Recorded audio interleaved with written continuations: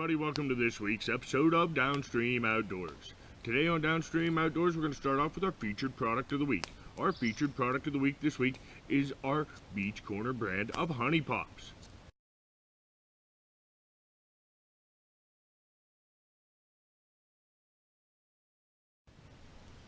Available at several locations, including Little Rock's Natural Remedies along Route 36 in Roaring Springs, Pennsylvania, and at Saxton Outdoor Supply along Route 26 in Saxton, Pennsylvania.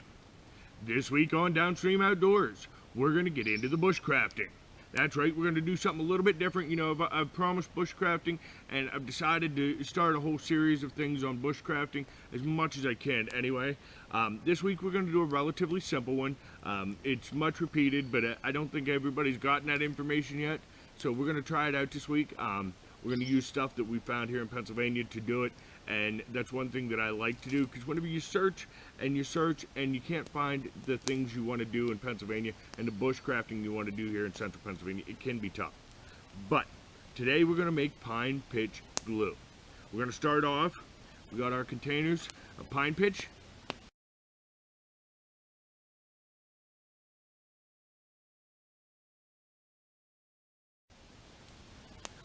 It's the soft gooey stuff. You got to scrape it off the sides of the pine trees. This is actually from a yellow pine. They're planted in where my son lives, and he went around and he scraped me up a couple nice sized containers of this real soft pine pitch. There's a slug there too. Just real soft stuff. You don't want the hard stuff. You want this nice soft stuff. And what we're going to do is we're going to get this and we're going to put it in our tin can. Nothing fancy there, just a regular old tin can that we burn out and burn all the crap out of it. And we're going to heat this up and get it really soft. We don't want to bring it to a full boil. We want to try to keep from boiling it. When we boil it, it actually it lets some of the terpenes evaporate out of it, and it will cause the final product to be harder, which we're not actually looking for. But we're going to get this melted, and then we're going to have to add some more ingredients. But first things first, let's get this on the fire. Where's my stirring stick? There it is.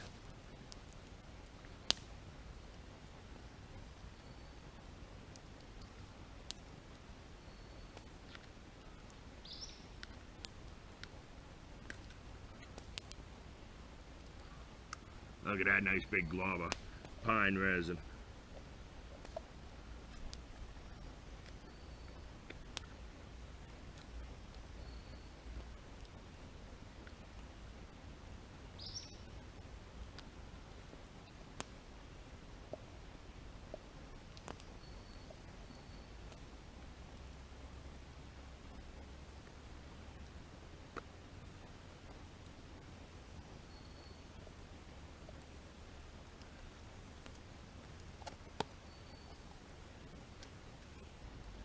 Alright, there it is. We got all our rosin here in our tin can. Basically going to take it over here, put it by the fire, and use the fire to get it nice and soft. Ooh, that's good hot fire. I can feel it over here. While we're doing that, got that nice piece of wood there that's pretty well burnt. We're going to pull this off to the side and let this go out, because we're going to use some of the charred wood off of this to mix in with our pine rosin as kind of a binding agent.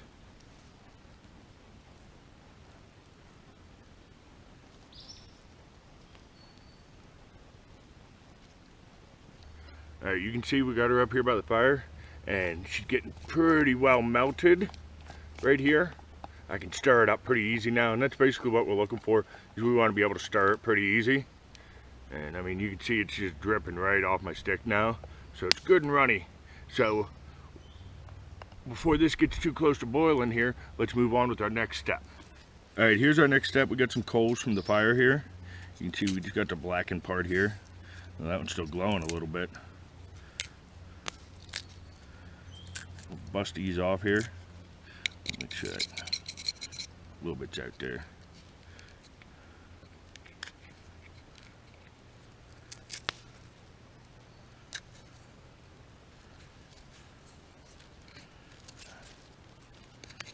Now we need to break this up and make a powder.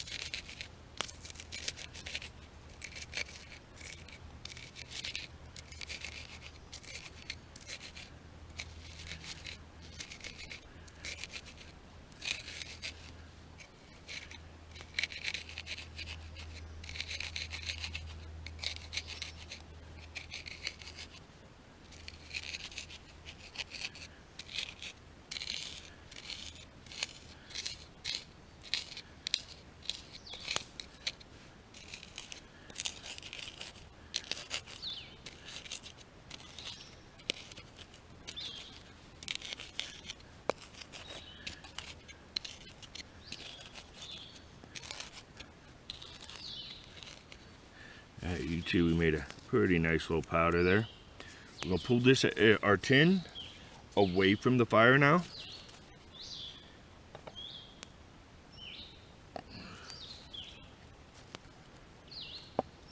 Because we don't actually want to add this coal into our tin while it's over the fire, because as you can imagine, this charred powder is quite flammable.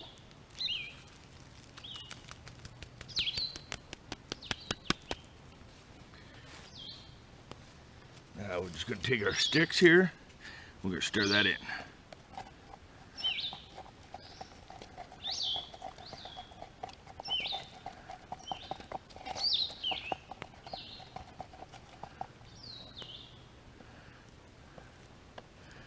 Alright, we need to make some more charcoal. Just wasn't quite enough, so what we'll do is we'll go ahead and put that back up by the fire, keep it soft.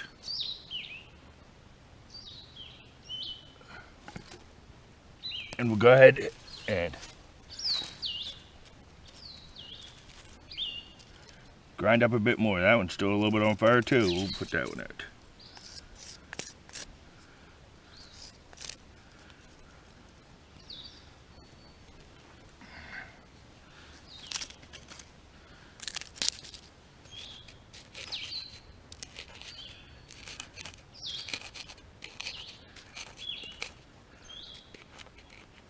Alright, there's some more powder. We'll go ahead and pour our pan down off.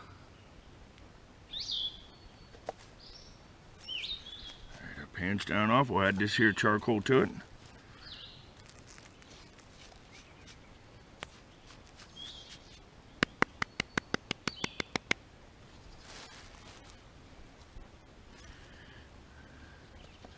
Mix that in.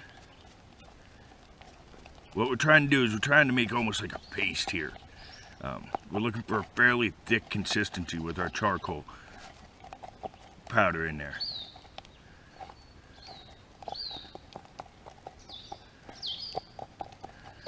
Okay, here it is.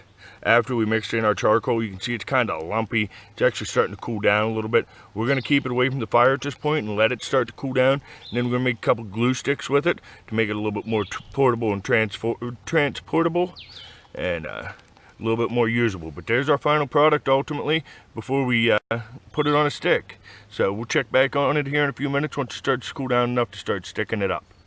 All right, well, there they are. I mean, they're mostly done. I'm going to put a little bit more. These are cooled down pretty well and getting pretty solid.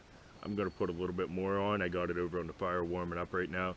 Get another coat on, make the glob of glue on this stick a little bit thicker, just a little bit more to carry around on one stick. Now whenever I go to use this, all I have to do is get myself a little bit of flame and warm it up and soften it up, and then I'll be able to spread it wherever I need to, and just let this cool down, and I can keep carrying this around in my pack and don't have to worry about losing it. And it's good all around glue. Native Americans used it a lot for fixing like arrowheads, spearheads, but not just that, waterproofing, seam sealing. They used this glue for all kinds of things. It is just absolutely a wonderful glue. And yeah, so there it is, our homemade pine pitch glue on a stick. So until next time, keep your line wet and out of the trees.